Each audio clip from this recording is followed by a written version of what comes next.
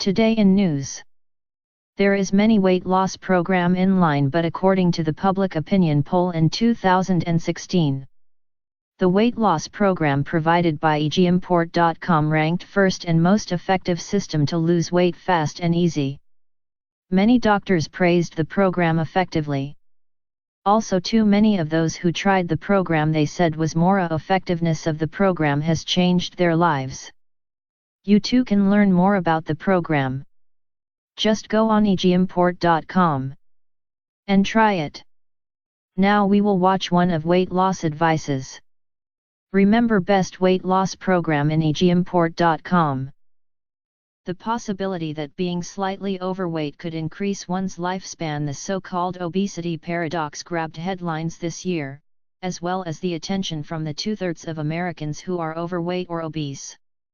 But a study out today suggests just the opposite, showing that even if overweight or obese individuals are metabolically healthy, the extra weight still puts them at higher risk for several conditions.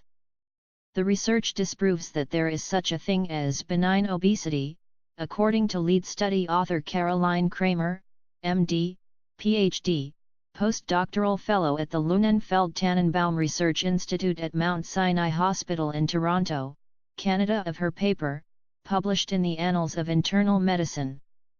Researchers from Mount Sinai Hospital in Toronto systematically reviewed 8 studies that had tracked more than 61,000 participants. The studies included information on the participants' body mass index, BMI, the causes of their mortality, and cardiovascular events. The studies also tracked metabolic health, or the body's ability to control key biochemical processes, including cholesterol levels, blood pressure, and blood glucose. After classifying the participants as normal weight, overweight or obese according to BMI, and healthy or unhealthy according to their metabolic status, they concluded that though obese individuals can have a healthy metabolic status, they still have a larger risk of health problems. The fat but fit myth. All risk factors are on a continuum, Dr. Kramer said, pointing to cholesterol levels and blood pressure. Why would weight be different? Her research suggests that if you are overweight, while it's better to not have metabolic disease, the absence of metabolic issues does not indicate that the extra weight isn't a problem. While high blood pressure, high cholesterol, and high blood sugar, linked to diabetes, are issues widely associated with carrying too much weight, obesity also puts individuals at higher risk for cancer, joint problems, sleep apnea, and reproductive problems.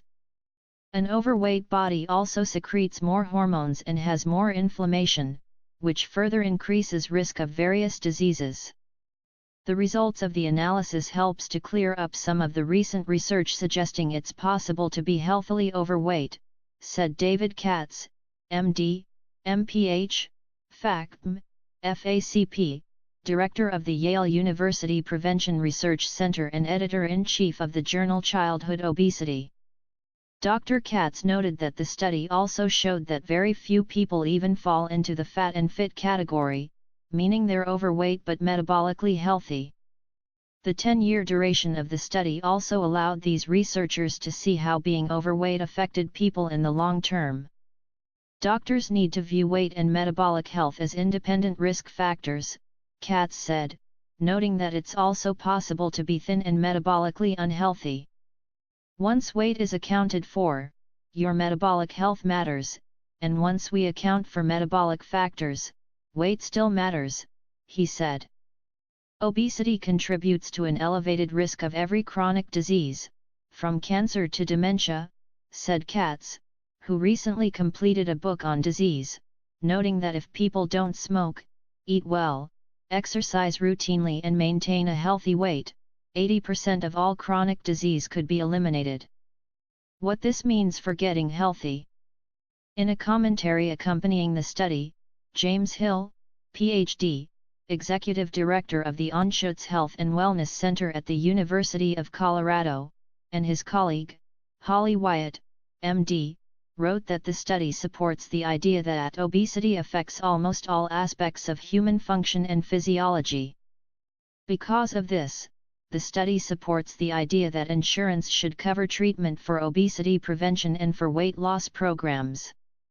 Currently, medical practitioners think they should prioritize treatment for people who are at the highest risk of further disease, according to Dr. Hill, meaning the obese people who are also metabolically unhealthy.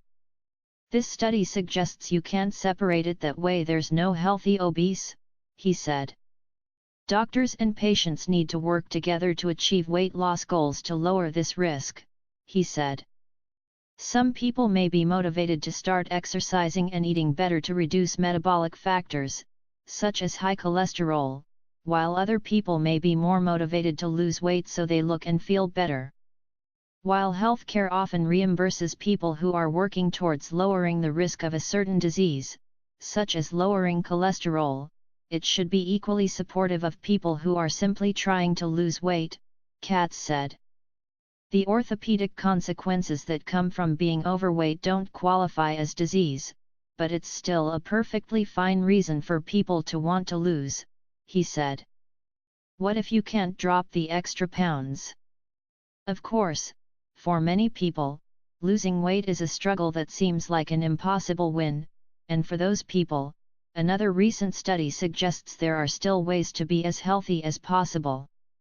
Recent research from the Harvard School of Public Health found that if people control their metabolic factors, they can cut their risk of coronary heart disease in half, and cut their risk of stroke by 75%, according to a paper published in The Lancet. The lead study author, Gudars Danai, Ph.D., global health professor at Harvard School of Public Health, said that he doesn't completely agree with the Mount Sinai researchers' conclusion that it's not possible to be fat and fit. Dr. Danai's most recent study found that a large portion of risk can be mitigated by lowering cholesterol, blood pressure, and blood glucose levels. He believes that the rest of the risk is due to inflammation, and is currently working to see how that can be reduced, he said.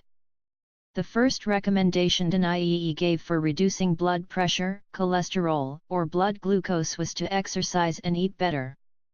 This ties back into the fat paradox, because most actions a person would take to reduce their metabolic risk would also result in the person losing weight. In general, the things people do to make themselves fit make them less fat, and vice versa, said Katz. Thus, being fat and fit is mainly a transient stage as people work to become healthier, he proposed.